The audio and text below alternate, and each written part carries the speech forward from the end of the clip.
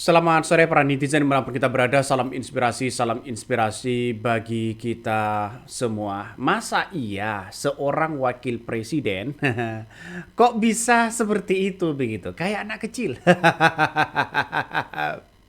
Sebenarnya saya sudah bosan ya membahas hal-hal seperti itu begitu, karena ini banyak yang yang mengirimkan ya video-video seperti itu kepada saya, akhirnya saya buatlah begitu.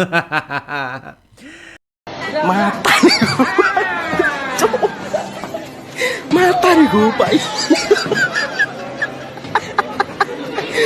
Cok. Cok. Mata. Cok. Cok.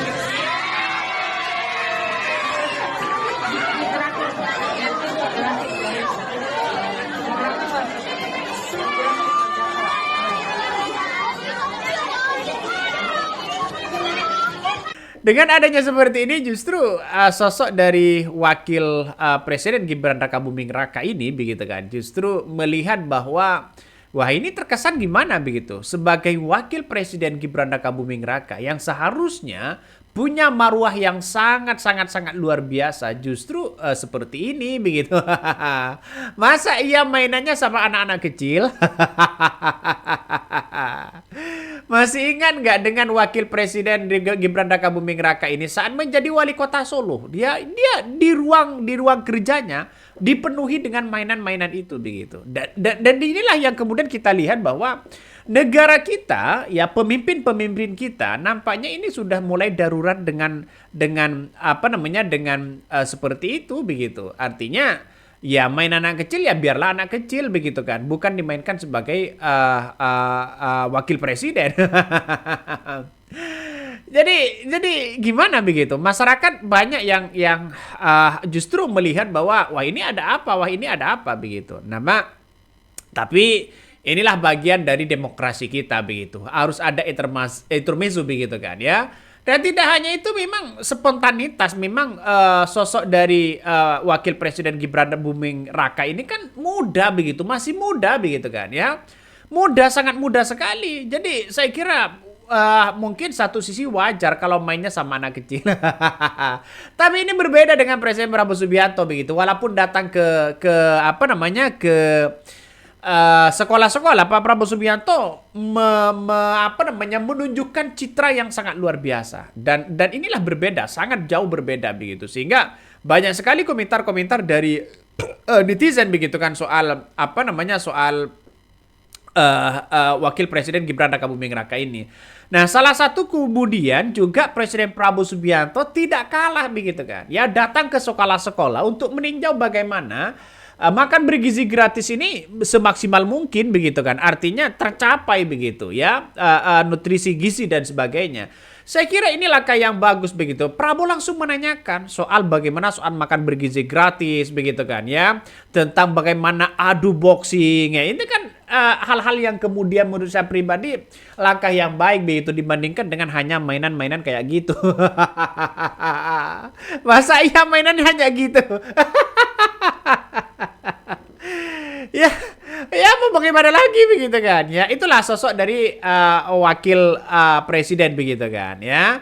Makanya masyarakat mengatakan wah ini jangan-jangan darurat apa ini. Berbeda dengan Roy Suryo dengan Rismon begitu kan, yang kemudian sekarang ini setelah dugaan ijazah Jokowi ini muncul, kemudian muncul lagi soal dugaan ijazah Gibran ini dianggap tidak tamat SMA. Ternyata Gibran tidak memiliki 4 item setidaknya, yaitu raport 3 tahun, ijazah yang mau disetarakan tidak ada, apalagi kurikulum maupun transkrip nilai. Itu juga dilakukan oleh lembaga yang dibiayai rakyat, namanya Ditjen Dasmen. Begitu juga dengan KPU, ya tadi ya peraturan KPU nomor 19 2023 pasal 18 ayat 3 ya. Jadi syarat tanda tamat lulus dari SMA luar negeri dikecualikan untuk capres dan cawapres. Itu kan hanya untuk Gibran itu. Tahun 2023. Ya, jadi para kalian yang ahli hukum, bisa nggak ini di PT UN kan itu? Ya, peraturan KPU nomor 19 tahun 2023 ayat 18 pasal 18 ayat 3 itu. Coba perhatikan.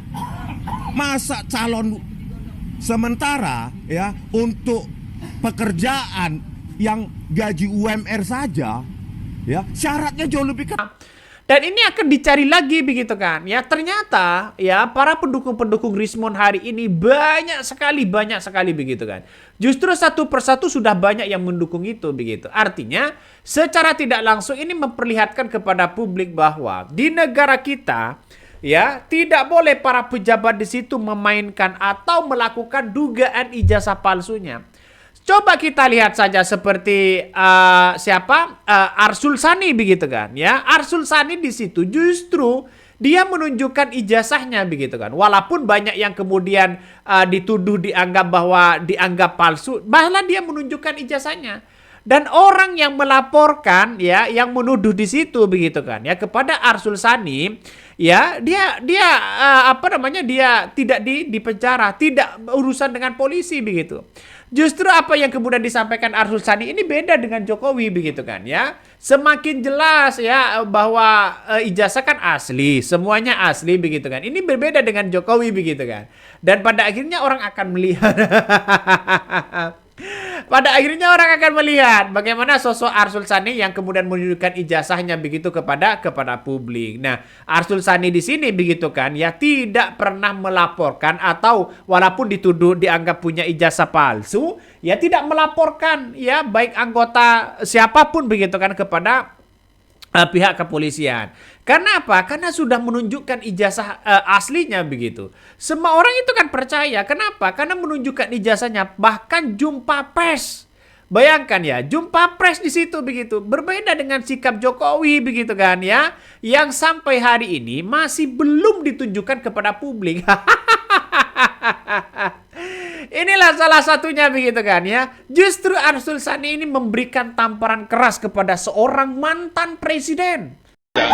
Sekaligus saya mengambil ijazah yang saat yang lalu dan sudah saya ambil.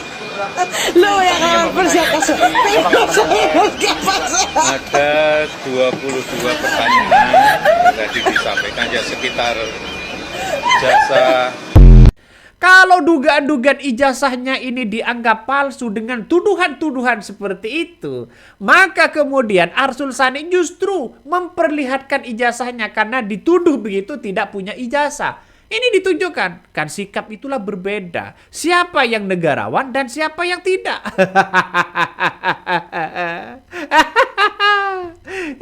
Ini ngeri-ngeri sedap, bos. Ini ngeri-ngeri sedap. Jadi Hakim Mahkamah Konstitusi Arsul Sani ini yang dituduh memiliki ijazah doktoral palsu berani belak-belakan dengan memperlihatkan foto-foto wisudanya, ijazah aslinya serta fotokopi legalisir dari ya doktor ya, dari Collegium Humanum ya kalau nggak salah begitu kan, atau Warsawa Management University Polandia. Dia lulus di Polandia begitu. Menurut politikus PDIP Perjuangan Betor Suryadi, seharusnya mantan Presiden Joko Widodo alias Jokowi meniru langkah Arsul Sani yang dianggap mencerdaskan bangsa karena memberikan contoh bagaimana transparansi para pejabat negara. Tapi nyatanya seorang Jokowi nampaknya agak jauh begitu. Tidak menunjukkan apa-apa di situ, bos. Ada apa? Berbeda dengan Arsul Sani di situ begitu. Menunjukkan ijazahnya kok. Ini menunjukkan ijazahnya berbeda kan pada akhirnya. Saya melihat bahwa dengan adanya seperti ini justru publik bertanya-tanya lagi, ada apa dengan si Jokowi itu? Keren ya.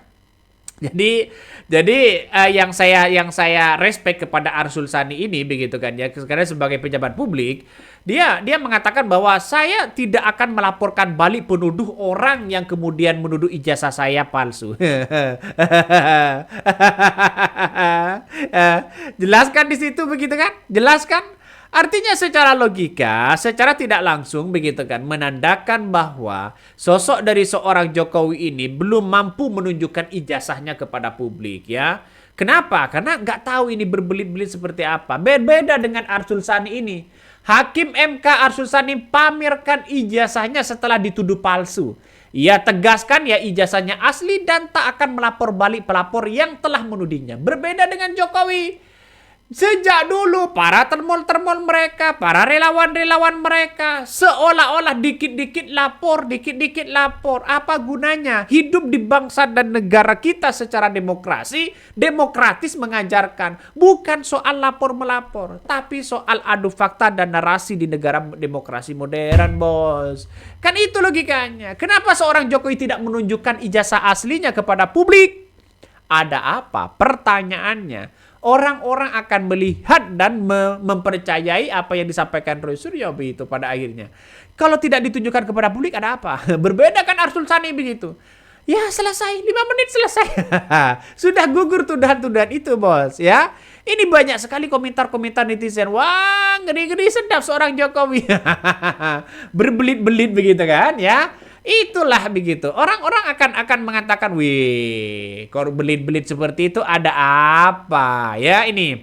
Kenapa Jokowi digugat ijazah aslinya? Karena rakyat mencurigakan, ya tidak percaya sama sekali terhadap Jokowi. Layak dicurigai. Ya dianggap dugaannya tidak punya ijazah aslinya. Ini masih dugaan begitu kan. Ini ngeri-ngeri sedap begitu kan. Itulah hebatnya Arsul Sani begitu ya. Yang kemudian tidak pernah melaporkan. Dikit-dikit lapor, dikit-dikit lapor. Ini. Ya iyalah itu cuma skenario untuk memalukan Jokowi begitu kan. Pak Arsul Sani biasa aja. Nggak perlu bayar pengacara mahal. Tunjukkan aja sekalian begitu. Dan saya katakan ini tamparan keras. Tamparan keras dari Arsul Sani begitu ya. Sehingga menurut saya apa yang dilakukan Arsul Sani sangat luar biasa begitu kan ya. Tamparan keras kepada Jokowi.